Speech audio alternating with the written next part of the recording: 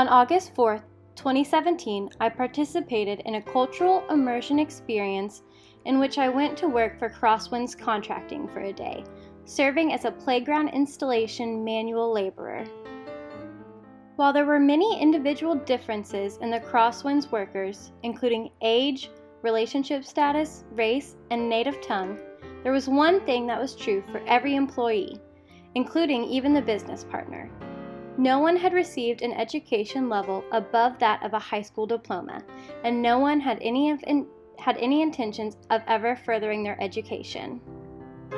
I spent the majority of the day cleaning up the construction site of the company's most recent playground installation, helping out with the shop's office expansion, and listening in on the shop talk.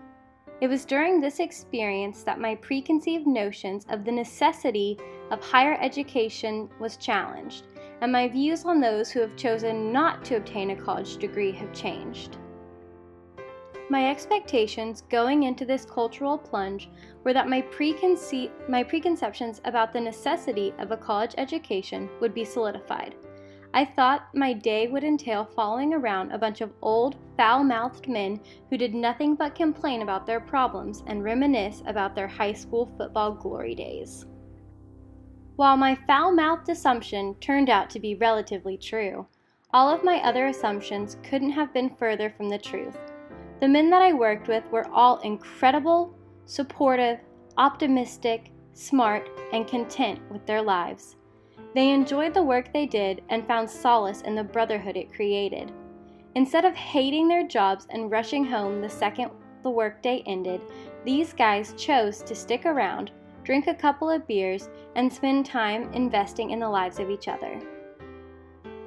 I came into this project with the belief that my preconceptions about the necessity of a college education would be reaffirmed, but left with a deep belief that one does not have to obtain a college degree to have a life that is successful and full of satisfaction.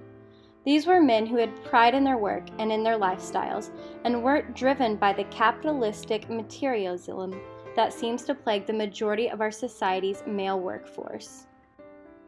While the work we did was very manually intensive work, I felt nothing but joy throughout the day, even when we were pressure washing the muddy sidewalks in the pouring rain.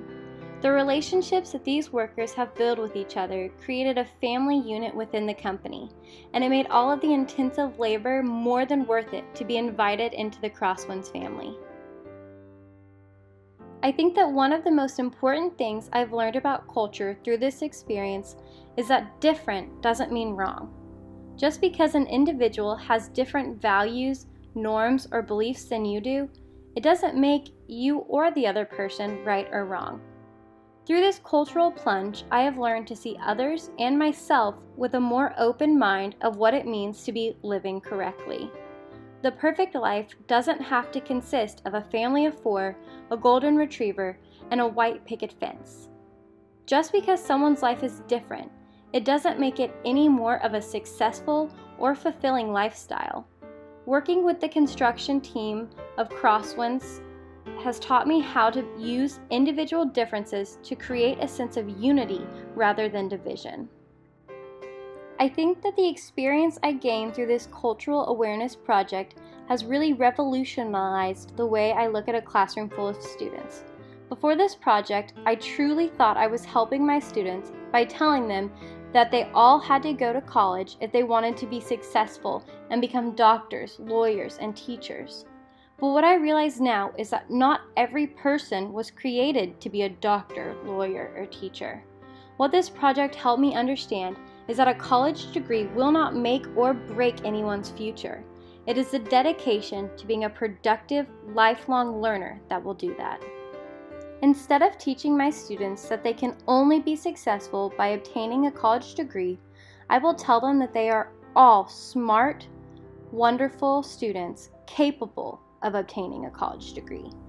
I will devote less time to shoving college down the throats of my students and more time creating a classroom environment that sparks a love for learning, providing students with the critical thinking skills they need to be a successful, joyful member of society.